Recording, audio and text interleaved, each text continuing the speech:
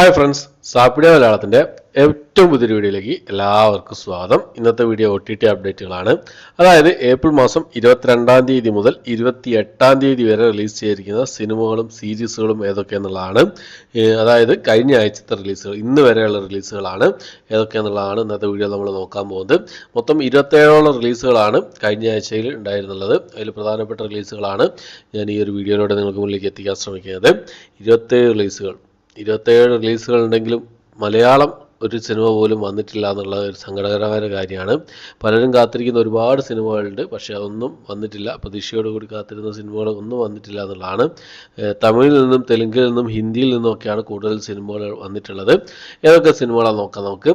ഒന്നാമത്തെ സിനിമ, 27 സിനിമകളുണ്ട് കേട്ടോ, 27 റിലീസുകളുണ്ട്.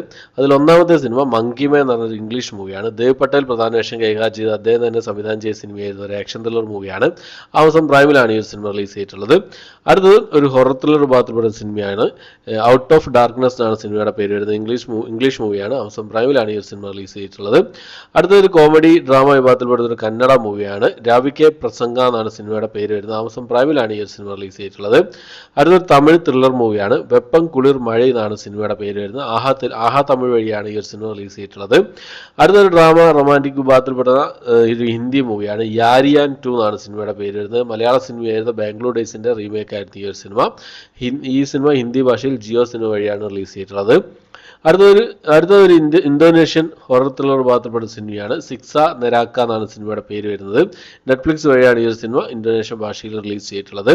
അടുത്തത് ഒരു ജാപ്പനീസ് ആക്ഷൻ ക്രൈം കോമഡി വിഭാഗത്തിൽപ്പെടുന്നൊരു ജാപ്പനീസ് മൂവിയാണ്. സിറ്റി ഹണ്ടർ എന്നാണ് സിനിമയുടെ പേര് വരുന്നത്. ജാപ്പനീസ് ഭാഷ കൂടാതെ ഇംഗ്ലീഷ്, ഹിന്ദി ഭാഷകളായിട്ട് നെറ്റ്ഫ്ലിക്സിലാണ് ഈ ഒരു സിനിമ റിലീസ് ചെയ്തിട്ടുള്ളത്. ഈ സിനിമയുടെ റിവ്യൂ ഞാൻ ചെയ്തിട്ടുണ്ട്, കാണാത്തതൊന്ന് കണ്ട് സപ്പോർട്ട് ചെയ്യുക. അതിൻ്റെ തൊട്ട് മുമ്പത്തെ വീഡിയോ ആണ്. ഓക്കെ, അപ്പോൾ അടുത്ത ഒരു തെലുങ്ക് ആക്ഷൻ മൂവിയാണ്. തെലുങ്ക്, തമിഴ്, മലയാളം ഭാഷകളായിട്ടാണ് റിലീസ് ചെയ്തിട്ടുള്ളത്. ഭീമ എന്നാണ് സിനിമയുടെ പേര് വരുന്നത്. ഗോപിചന്ദ് പ്രധാന വേഷം കൈകാര്യം ചെയ്ത സിനിമയാണ്. ഡിസ്നി പ്ലസ് ഹോട്ട്സ്റ്റാർ വഴിയാണ് ഈ ഒരു സിനിമ റിലീസ് ചെയ്തിട്ടുള്ളത്.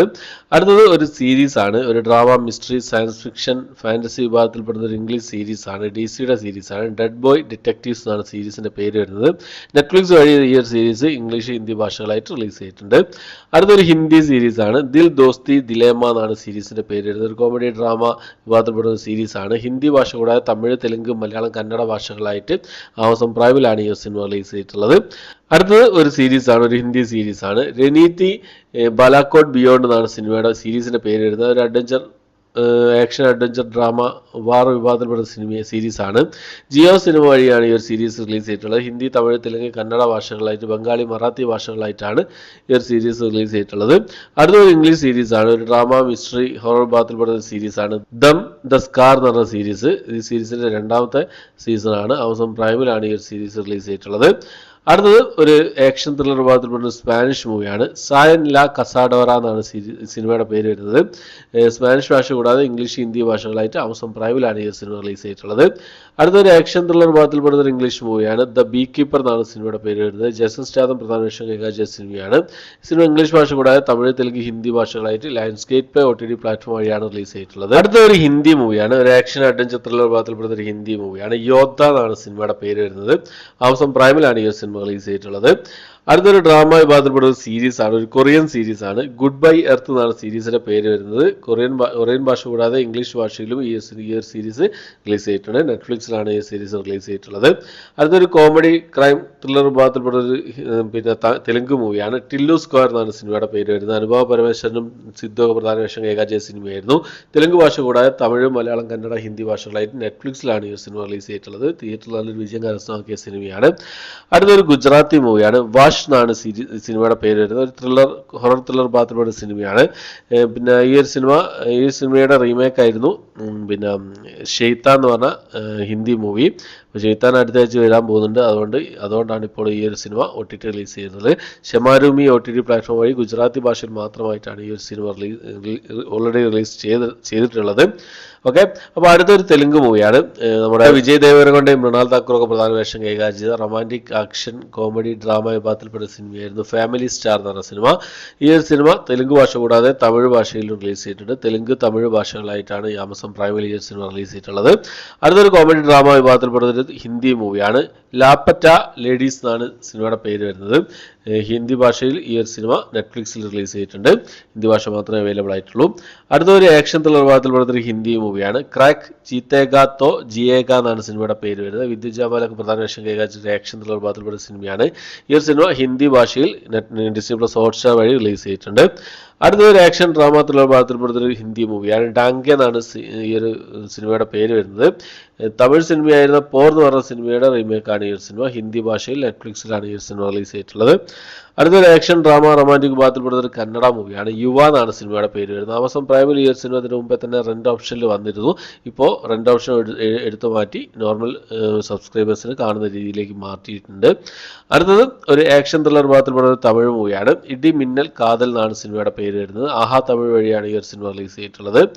അടുത്തൊരു ഇംഗ്ലീഷ് ആനിമേഷൻ മൂവിയാണ് കുങ്ഫു പാണ്ട 4 എന്നാണ് സിനിമയുടെ പേര് വരുന്നത്. ഇംഗ്ലീഷ് ഭാഷ കൂടാതെ തമിഴ്, തെലുങ്ക്, ഹിന്ദി ഭാഷകളായിട്ട് Amazon Prime, iTunes, Book My Shows എന്നീ OTT പ്ലാറ്റ്ഫോമുകളായിട്ടാണ് റിലീസ് ചെയ്തിട്ടുള്ളത്. അടുത്തൊരു ഡ്രാമ വിഭാഗത്തിൽപ്പെടുന്ന ഒരു ഹിന്ദി മൂവിയാണ് കാഗസ് 2 എന്നാണ് സിനിമയുടെ പേര് വരുന്നത്.